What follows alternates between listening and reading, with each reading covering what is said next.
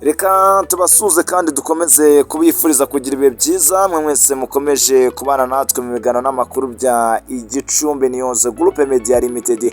Ubwo abadukurikirana kuri YouTube kuri Igicumbi News Online TV ndetse no kuri eshatu akadomo Igicumbi News akadomo akadomo rawa, twizere ko mukomeza kugira ibihe byiza.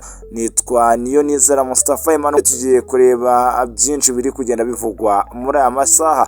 Ubuhamya bwa Lieutenant General Retired Karake, Colonel Retired Dodo ndetse na Major General Retired Kaka ku rugamba rwo kwibohora. Tugiye kureba byinshi bamwe mu bagize uruhare mu kubohora u Rwanda ndetse no guhagarika jenoside yakorewe Abatutsi bari mu ngabo za RPA, bagaragaza ko batangiye urugamba bizera ko bazarutsinda nubwo byabasabye ukwitanga gukomeye. Na kandi subscribe kuri YouTube, twitwa Igicumbi News Online TV. Icyo nakubwira nuko bamwe mu bagize uruhare mu kubohora u Rwanda ndetse no guhagarika jenoside yakorewe Abatutsi mu 1994 bari mu ngabo za RPA, bagaragaza ko batangiye urugamba bizera ko bazarutsinda nubwo byasabye ukwitanga gukomeye. Iki cyizere cy'intsinzi y'urugamba cyagarutsweho na Lieutenant General Retired Karenzi Karake ndetse na Colonel Retired Twayigwa Dodo, Major General Retired Kaka mu kiganiro nyunguranabitekerezo ku mateka ya jenoside yakorewe Abatutsi cyateguwe n'umuryango Unity Club Intwara Rumuri, cyabaye kwa 22 Gicurasi 2026.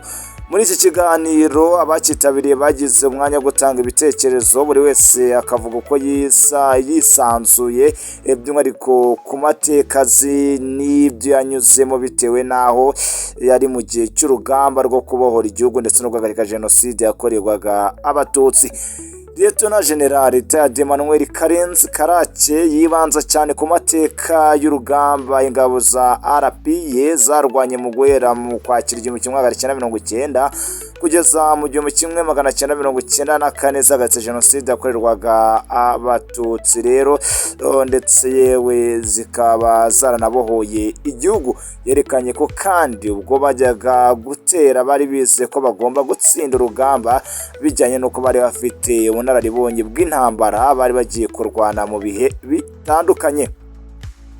Yagize ati muri fari ngo bahoraga bibeshya ko bazatsinda, twebwe ntitwibeshyaga ko tuzatsinda, twari tuzi ko tuzatsinda ariko hari ibyo twibeshyemo. Bamwe muri twe tukiri muri Uganda n'amaraso y'ubusore twari tuzi ko ari ugutungayo gusa. Yakomeje kugenda rero agaruka kuri byinshi, aho yasobanuye ko RPA yateye yari nyine igizwe n'abasirikare bari bavuye mu gihugu cya Uganda batorotse bafite ibikoresho bike ariko bafite ubunararibonye ku ntambara zitandukanye bari barwanye muri rusange, dore ko barwanye nk'iyo muri Uganda, Mozambique, Tanzania ndetse n'ahandi. Ati twaje dufite izo mbaraga zikubiye muri uwo murava, ati ubunararibonye ndetse n'umuryango wa FPR Inkotanyi, ariko twaje kwinjira mu baturage batatuzi batanadushaka muri rusange, tuza nta bikoresho dufite, imiti, ibiryo ari ntabyo, kandi twari dusanze abantu bafite ibifaru, indege, imbunda zirasa kure, twebwe dufite Kalashnikov. Numva niko yagendaga asobanura. Yavuze ko kandi Habyarimana atatunguwe no guterwa na RPA, ahubwo ko yatunguwe nyine n'umurimo yamurasheho, umuriro yamurasheho, akaba ariko yagendaga abisobanura. Yakomeje kandi agaragaza ko nyuma yo kumenya urupfu rwa General Fred Gisa Rwigema wari uyoboye urugamba, babanje gucika intege bikomeye n'icyizere cyo gutsinda urugamba kirayoyoka.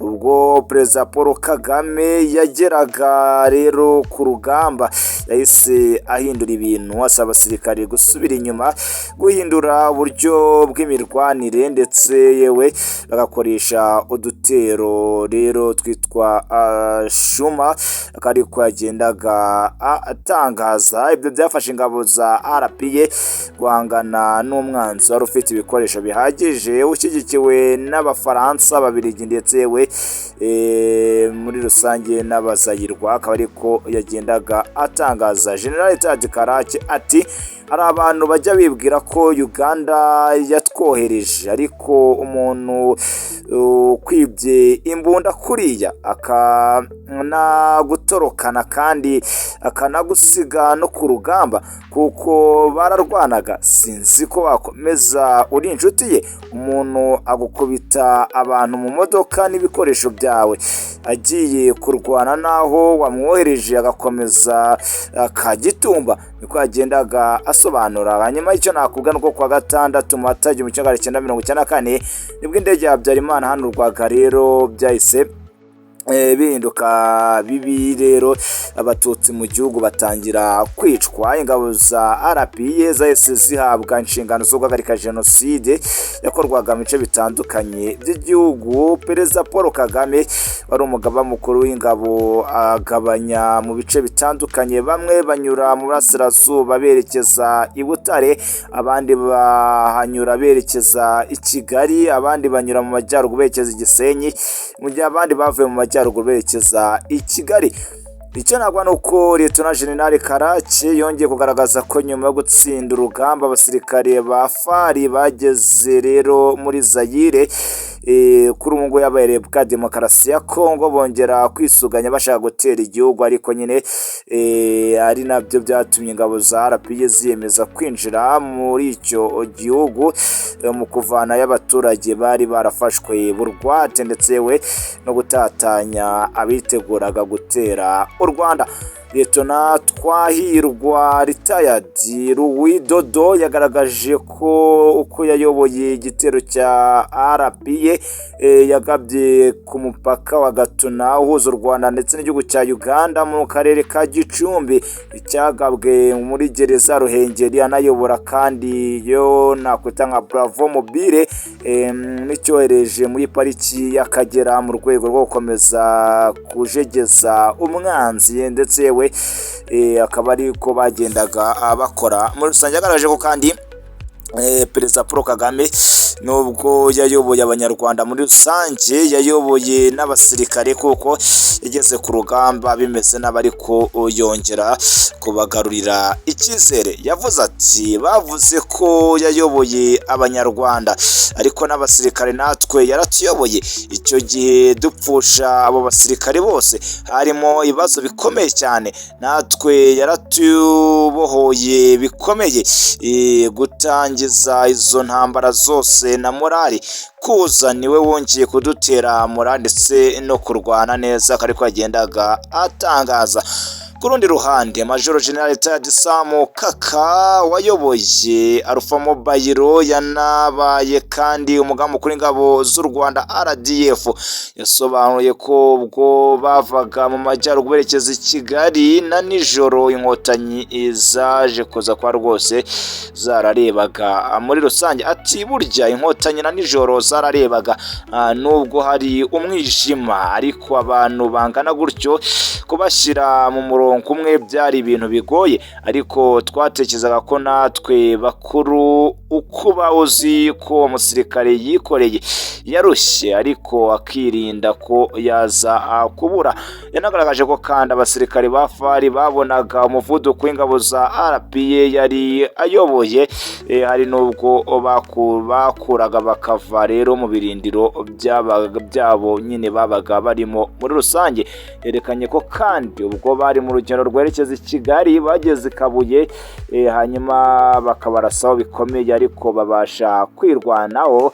Nyuma yaho nyine wari imbere aberekeza inzira nyine ari imbere abereka inzira yagize ubwoba, ariho nyine gukomeza imbere aberekeza icyo gishanga cy'umuceri cya Kabuye.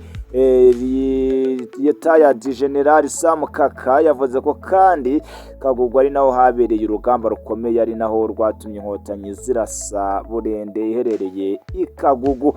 Nyuma yo kuyirasa abasirikare babashije gukomeza urugendo, hanyuma nyine bagera muri Senide ahari abasirikare 600 bari bugarijwe cyane. Senide nyine yari hagati y'umwanzi kubera ibirindiro byari biri i Kanombe, Ikami, Rebero ndetse we no mu mujyi ahazwi nka Camp Kigali. Akaba ariko yagendaga atangaza. Icyo nakubwira kandi mu byihutirwa Sam Kaka yakoze ni ukugabanya ingabo mu bice bitandukanye bijyanye n'aho umwanzi ari bikorwa byo kurokora abatutsi ndetse no guhagarika RTRM yifashishwaga mu gukwirakwiza abahutu, kwica abatutsi, kuvuga aho bihishe ndetse yewe naho inkotanyi zigeze. Icyo nakora kandi yahishuye ko inkotanyi zagowe no gufata ikibuga cy'indege cya Kigali kubera imbunda yari iri muri tour de controle y'ikibuga, ndetse we no gutsimbura abasirikare bari Camp Kigali. Yagaragaje ko kandi abasirikare bari muri Camp Kigali basabye amayeri adasanzwe, kandi nabyo byatumye nyine byarabasabye amayeri adasanzwe yo kuzenguruka umwanzi, aho ngabo zimwe zabaye nk'izijya kuri Ruriba, hanyuma izindi zizamuka zigana hari umurenge wa Kigali, izindi ziva Nyamirambo zizamuka. Yagize ati iryo joro mu gicuku barashwanyutse bose, umwanzi aragenda, abasirikare bacu batubwira ko batagomba kubarasa kuko bahunze bari bivanze n'abasivile, iyo tubarasa twari gukomeretsa abantu benshi, twarabaretse banyura muri uriya muhanda ujya kuri Skoro mu Nzove. Icyo nakora nuko kandi nyuma y'imyaka 4 y'urugamba, ubwo ni ukuva ku ya 4 Nyakanga 1994 nibwo Kigali yafashwe, hanyuma kandi inkotanyi ziba zitsinze umwanzi ku mugaragaro, zikomeza urugamba rwo kubohora igihugu cyose, kuko hari nyine mu bice byari byugarijwe. Akaba rero ari bano bayobozi by'umwihariko bakuru mu bagiye babohora igihugu bagiye babigarukaho muri rusange. Akaba ari ubuhamya nanjye nkuzaniye kugira ngo ubashe kuza ko wamenya. Ukeneye nawe ko wasoma nka buno buhamya, wasimbukira ku kinyamakuru igihe.com, hanyuma ubu buhamya rwose urabusangaho. Tunashimira cyane izi ngabo zari za RPA yabaye FPR inkotanyi, kazi katoroshye bakoze, nibyo kwishimirwa, n'iby'igiciro kinini. Akaba icyo rero nakubwira muri rusange. Hanyuma ubwo ngubwo n'abantu mwese tuba turi kumwe, yaba kuri YouTube, kuri Igicumbi News Online TV, mukomeze kugira ibihe byiza. Ngaho reka mbabwire tusubire mu yandi makuru ari imbere. Nitwa Niyonizera Mustafa Emmanuel, mukomeze kugenda mubana natwe.